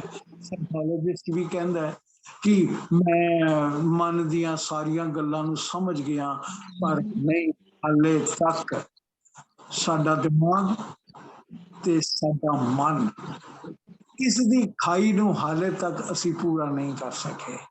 ਦਿਮਾਗ ਕਿਵੇਂ ਕੰਮ ਕਰਦਾ ਹੈ, ਨਿਊਰੋਲੋਜਿਸਟ, ਸਾਈਕੋਲੋਜਿਸਟ ਬੜਾ ਕੁਝ ਦੱਸ ਬੈਠੇ ਨੇ, ਪਰ ਫਿਰ ਵੀ ਇਹ ਦੋਵੇਂ ਕਿਵੇਂ ਕੰਮ ਕਰਦੇ ਨੇ, ਇਹਨਾਂ ਦੋਵਾਂ ਦੇ ਵਿੱਚ ਜਿਹੜਾ ਗੈਪ ਹੈ ਹਾਲੇ ਤੱਕ ਬਹੁਤ ਹੈ। ਨਾ ਤੇ ਅੱਜ ਤੱਕ ਦੀ ਭਾਰਤੀ science, Indian science, Indian philosophy, ਨਾ western science and western philosophy ਇਸ ਗੱਲ ਨੂੰ ਪੂਰੀ ਤਰ੍ਹਾਂ ਸਮਝ ਸਕੀ ਹੈ। ਇਸ ਸਰੀਰ ਦੇ ਭੇਦ ਨੂੰ ਨਹੀਂ ਜਾਣ ਸਕੀ, ਇਸ ਮਨ ਦੇ ਭੇਦ ਨੂੰ ਨਹੀਂ ਜਾਣ ਸਕੀ, ਤੇ ਉਸ ਸੱਚ ਤੱਕ ਪਹੁੰਚਣ ਦੀ ਕਿਹੜੀ ਗੱਲ। ਪਾਤਸ਼ਾਹ ਕਹਿੰਦੇ ਨੇ ਇਸ ਸਰੀਰ ਨੂੰ ਸਮਝਣਾ ਫਿਰ ਵੀ ਸੌਖਾ ਹੈ, ਪਰ ਇਸ ਸਾਰੀ ਸ੍ਰਿਸ਼ਟੀ ਦੇ ਵਿੱਚ ਵਰਤਦੇ ਹਰੀ ਨੂੰ, ਪਰਮਾਤਮਾ ਨੂੰ ਸਮਝਣਾ, ਇਸ ਸੱਚ ਨੂੰ ਪਛਾਣਨਾ ਸਾਰਿਆਂ ਤੋਂ ਔਖੀ ਕਰਤੀ ਹੈ। ਤੇ ਇਸ ਲਈ ਇਸ ਸੱਚ ਤੱਕ ਪਹੁੰਚਣ ਦੇ ਲਈ ਤਰੱਦਦ ਕਰਨ ਦੀ, ਮਿਹਨਤ ਕਰ, ਬਾਣੀ ਨੂੰ ਸਮਝਣ ਦੀ, ਬਾਣੀ ਨੂੰ ਅਪਣਾਉਣ ਦੀ, ਬਾਣੀ ਦੇ ਮਨ ਤੱਕ ਪਹੁੰਚਣ ਦੀ, ਤੇ ਉਸ ਤੱਕ ਪਹੁੰਚਣ ਦੇ ਲਈ ਸਾਡੇ ਜਿਹੜੇ ਸੰਦ ਨੇ, ਜਿਹੜੇ ਸਾਡੇ ਤਰੀਕੇ ਨੇ, ਉਹ ਨੇ ਕਿ ਅਸੀਂ ਲਗਾਤਾਰ ਬਾਣੀ ਪੜ੍ਹੀਏ, ਬਾਣੀ ਸਮਝੀਏ, ਸੰਗਤ ਦੇ ਵਿੱਚ ਬਹਿ ਕੇ ਸਾਂਝਾ ਕਰੀਏ ਕਿ ਅਸੀਂ ਜੋ ਕੁਝ ਸਮਝਿਓ ਠੀਕ ਹੈ, ਤੁਹਾਡਾ ਜਿਹੜਾ ਐਕਸਪੀਰੀਅੰਸ ਹੈ, ਤੁਹਾਡਾ ਜਿਹੜਾ ਅਨੁਭਵ ਹੈ, ਉਹਨੂੰ ਸਾਂਝਾ ਕਰੀਏ। ਤੇ ਇਸੇ ਲਈ ਸਤ ਸੰਗਤ ਕੈਸੀ ਜਾਣੀ ਹੈ, ਜਿੱਥੇ ਏਕੋ ਨਾਮ ਵਖਾਣੀ ਹੈ, ਇੱਕੋ ਨਾਮ ਹੁਕਮ ਹੈ, ਨਾਨਕ ਸਤਿਗੁਰ ਦੀਆ ਬੁਝਾਈ ਜੀਓ। ਤੇ ਸਤਿਗੁਰੂ ਦੀ ਸ਼ਰਨ ਪਿਆ ਹੀ ਇਹ ਸਾਰੇ ਜਿਹੜੇ ਕਾਰਜ ਨੇ ਇਹ ਹੋ ਸਕਦੇ ਨੇ। ਤੇ ਇਸੇ ਲਈ ਸਤਿਗੁਰੂ ਤੋਂ ਬਖਸ਼ਿਸ਼ ਮਿਲੀਏ। ਕਰਮ ਖੰਡ ਤੇ ਸੱਚਖੰਡ ਉਸ ਪਰਮਾਤਮਾ ਦੀ ਬਖਸ਼ਿਸ਼ ਹੈ। ਸਰਮ ਖੰਡ ਇਹ ਮਨੁੱਖ ਦੀ ਅੰਦਰ ਦੀ ਘਾੜਤ ਹੈ, ਜਿਹੜੀ ਸ਼ਬਦ ਦੇ ਰੰਗ ਮਨੁੱਖ ਨੇ ਕਰਨੀ ਹੈ, ਤੇ ਫਿਰ ਜਿਹੜਾ ਸੱਚੇ ਅਰਥ ਤੱਕ ਪਹੁੰਚ ਸਕਦਾ ਹੈ। ਤੇ ਇਹ ਅਸੀਂ ਪਰਮਾਤਮਾ ਪਾਸੋਂ ਤਾਤ ਮੰਗੀਏ ਕਿ ਸਾਨੂੰ ਪਰਮਾਤਮਾ ਸ਼ਬਦ ਸੁਰਤਾ ਮੇਲ ਬਖਸ਼ੇ, ਤਾਂ ਜੋ ਅਸੀਂ ਪੜ੍ਹਨ ਦੀ ਗੱਲ ਜਿਹੜੀ ਉਹ ਕਰ ਸਕੀਏ। ਹਾਂ, ਪਰਮਾਤਮਾ ਵੱਲੋਂ ਅਸੀਂ ਜਦੋਂ ਵੀ ਇਹ ਗੱਲ ਕਰਦੇ ਹਾਂ, ਪਰਮਾਤਮਾ ਦੀ ਬਖਸ਼ਿਸ਼ ਮੰਗਦੇ ਹਾਂ, ਤਾਂ ਸਾਰਿਆਂ ਤੋਂ ਜਿਹੜੀ ਮਨੁੱਖ ਜਿਹੜੀ ਗੱਲ ਮੰਨਦਾ ਉਹ ਹੁੰਦਾ ਮਨ ਮਾਰ ਤੂੰ ਹੀ ਨਿਰੰਜਨਾ, ਕਹੋ ਨਾਨਕਾ ਸਰਣ। ਹੁਣ ਅਸੀਂ ਜਦੋਂ ਇਸ ਮਨ ਨੂੰ ਮਾਰਨ ਦੀ ਗੱਲ ਕਰੀਏ ਕਿ ਇਹ ਸਾਡੇ ਵੱਸ ਵਿੱਚ ਹੈ, ਮਨ ਬਣਾਇਆ ਕਿੰਨੇ, ਗੱਲ ਕੀਤੀ ਜਾਂਦੀ ਮਨ ਜੋਤ ਸਰੂਪ ਹੈ, ਆਪਣਾ ਮੂਲ ਪਛਾਣ, ਮਨ ਹਰ ਜੀ ਤੇਰੇ ਨਾਲ ਹੈ, ਗੁਰਮਤੀ ਰੰਗਮਾਨ। ਹੁਣ ਜਦੋਂ ਮਨ ਦੀ ਗੱਲ ਕਰੀਏ, ਇਹ ਪਰਮਾਤਮਾ ਇਹ ਮਨ ਕਿਵੇਂ ਬਣਾਇਆ? ਮਨ ਤੇ ਜੋਤ ਸਰੂਪ ਹੈ, ਜੋਤ ਸਰੂਪ ਦੇ ਵਿੱਚੋਂ ਹੀ, ਜੋਤੀ ਦੇ ਵਿੱਚੋਂ ਹੀ ਪ੍ਰਗਟ ਹੋਇਆ। ਸਰੀਰ ਤੇ ਪਰਮਾਤਮਾ ਦੀ ਜੋਤ ਦਾ ਜਦੋਂ ਮਿਲਾਪ ਹੁੰਦਾ ਤੇ ਮਨ ਆਉਂਦਾ, ਤੇ ਇਸ ਮਨ ਦੇ ਰਾਹੀਂ ਹੀ ਅਸੀਂ ਪਛਾਣਨਾ। ਇਹ ਮਨ ਹੀ ਤਾਂ ਵੈਰੀ ਹੈ, ਇਹ ਮਨ ਹੀ ਤਾਂ ਸਾਡਾ ਸੱਚਾ ਸਾਥੀ ਹੈ। ਤੇ ਅਸੀਂ ਜਿਹੜੀ ਖੋਜ ਕਰਨੀ ਹੈ ਇਸ ਮਨ ਦੇ ਰਾਹੀਂ ਤਾਂ ਕਰਨੀ ਹੈ ਕਿ ਇਹ ਸਾਡੀਆਂ ਜਿਹੜੀਆਂ ਵਾਸ਼ਨਾਵਾਂ ਨੇ ਇਹ ਜਦੋਂ ਕੰਟਰੋਲ ਵਿੱਚ ਆ ਜਾਣਗੀਆਂ ਤਾਂ ਇਹ ਅਸੀਂ ਉਸ ਸੱਚ ਤੱਕ ਪਹੁੰਚ ਸਕਦੇ। ਸੱਚ ਤਾਂ ਪਰ ਜਾਣੀਏ ਜਾਂ ਹਿਰਦੇ ਸੱਚਾ ਹੋਏ, ਸੱਚ ਤਾਂ ਪਰ ਜਾਣੀਏ ਜਾਂ ਆਤਮ ਤੀਰਥ ਕਰੇ ਨਿਵਾਸ। ਹੁਣ ਆਤਮ ਤੀਰਥ ਕਰੇ ਨਿਵਾਸ ਕਦੋਂ ਹੋਏਗਾ? ਜਦੋਂ ਮਨੁੱਖ ਬਈ ਮੇਰਾ ਇਸ ਸੰਸਾਰ ਵਿੱਚ ਕੀ ਹੈ, कि सारा कुछ मेरा या सारा कुछ मैं संभाल के रखा है कि ये मैं ही हाँ। जद तक मनुख दी यात्रा मैं तो तू वाल शुरू नहीं हुंदी ते ओ तू वाल शुरू तां ही हुंदी है जदों इस ये जग सच्चे की है कोठड़ी सच्चे का विश्वास इस सच्चे जग दे अंदर उस सच्चे दे वास नूं पछाणीए उसनूं लभण दा यतन करिए ते ਇਹ ਉਦੋਂ ਹੀ ਹੋਏਗਾ ਜਦੋਂ ਆਪਾਂ ਨਿਵਰਤ ਹੋ ਜਾਏ।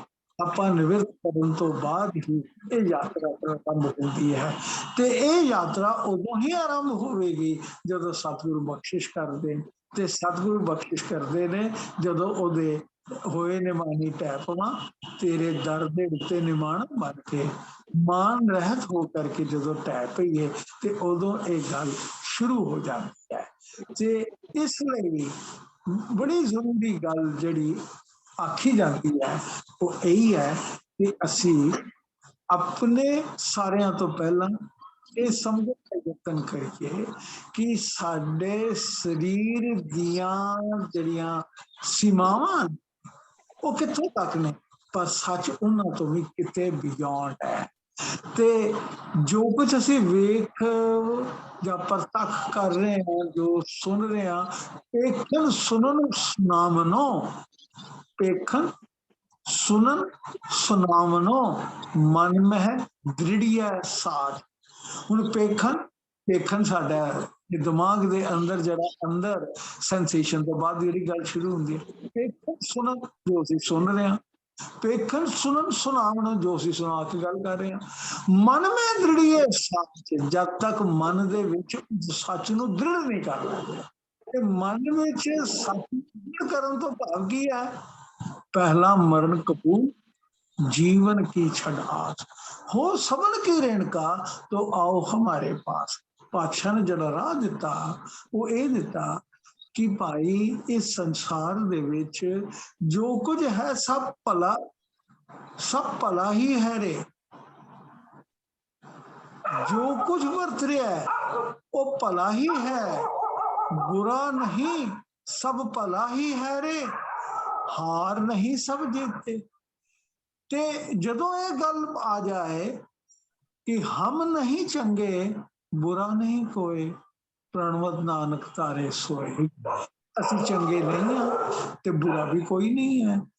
ते जदों मन दे विच ये सच दृढ़ हो जाए बुरे ते भले दी द्वैत खत्म हो जाए बुद्ध विवेक हो जाए विवेक बुद्ध तो की भाव होएगा जदों असी कहने कड़िए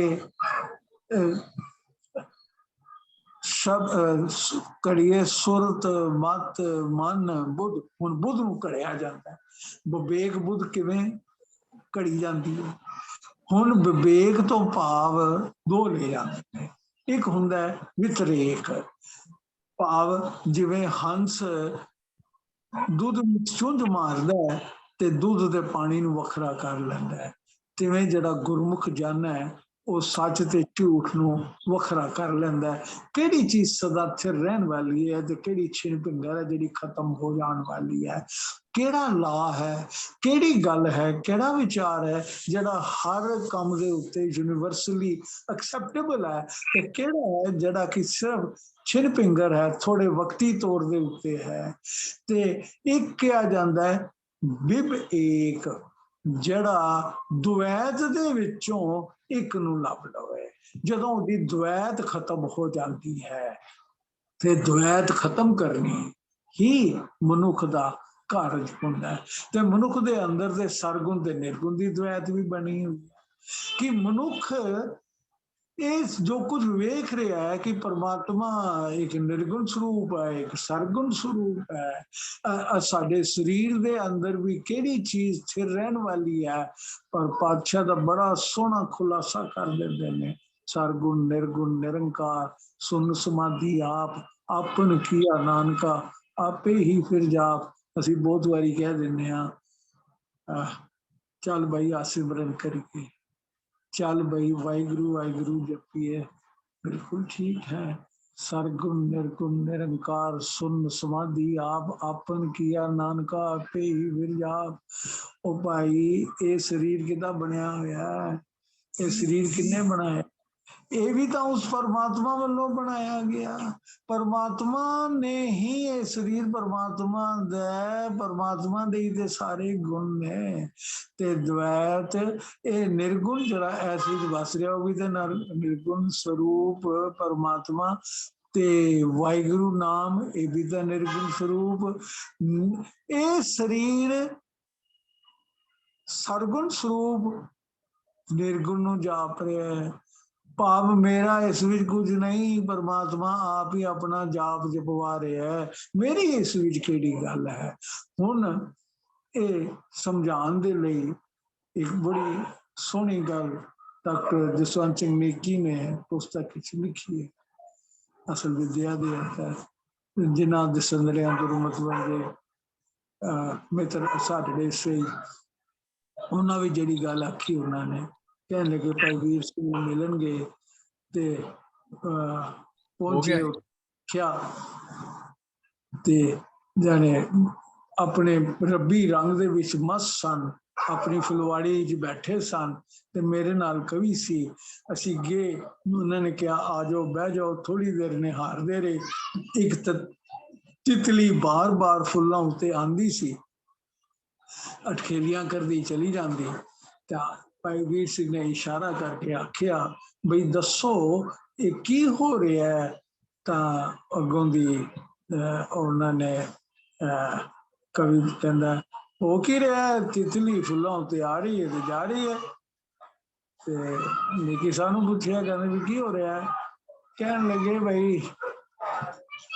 एक सुंदरता दूसरी सुंदरता नू चुम रही है। भाई वीर सिंह कहते हैं हाले भी एक सुंदरता दूजी सुंदरता ने चुम रही है, हाले भी द्वैत गई नहीं अंदरों। क्या ते एकदम पुकार उठे आपे रसिया आप रस। तितली दे अंदर भी वो परमात्मा है, फुल्लां दे विच भी वो परमात्मा है, आप ही रसिया आप ही वो रस लै रहे।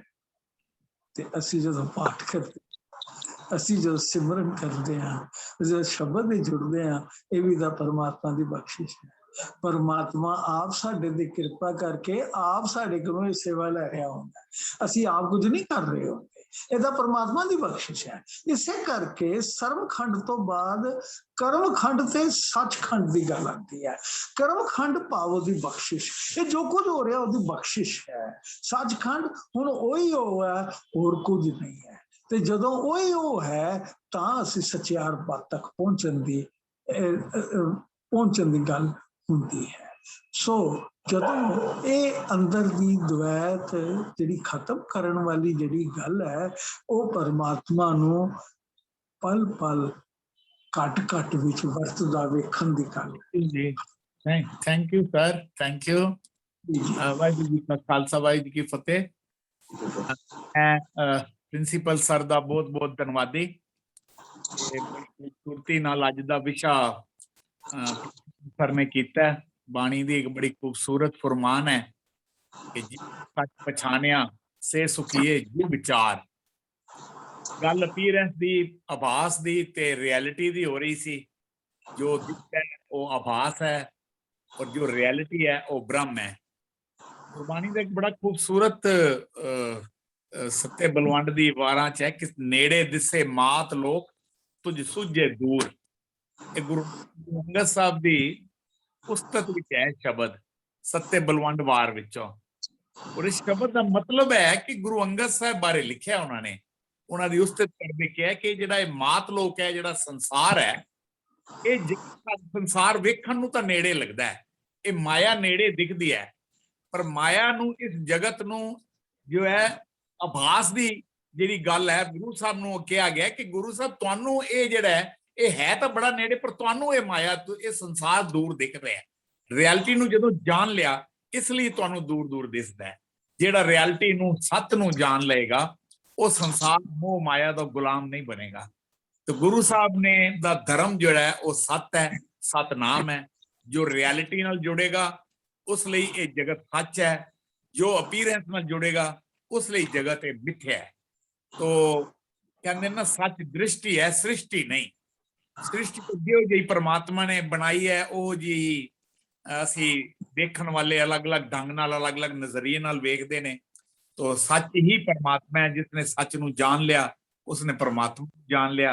जिस दिन सच नूं जान लिया उस दिन तुहाडे लई धर्म जिहड़ा है वो एक जिहड़ी है वो सच सच बन जाएगा। धर्म ही सब कुछ तुहाडे लई तुहाडा इच बन जाएगा। उस दिन तुसीं अपने आप नूं जान लोगे, अपने आप नूं स्वीकार कर लोगे। बाणी दी एक लाइन है, निमक काम स्वाद कारण कोट दिनस दुख पावे। एक उर्दू दा शेर है कि कभी थोड़े से मजे के लिए गुनाह ना कर, क्योंकि मजा खत्म हो जाएगा, गुनाह तेरी कब्र तक जाएगा।